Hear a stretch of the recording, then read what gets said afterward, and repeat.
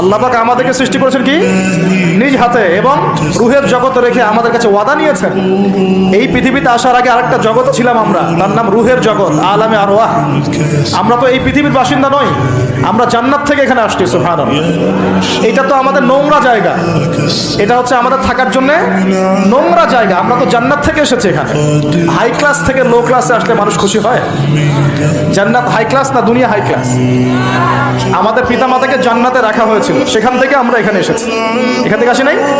আর আত্মাগুলোকে, আমাদের আত্মাগুলোকে রুহের জগতে রাখা হয়েছে। সেখানে সমস্ত আত্মাগুলোকে ডেকে আল্লাহ পাক বলেছেন, আলাস্তু বিরব্বিকুম। আল্লাহ বলছেন কি?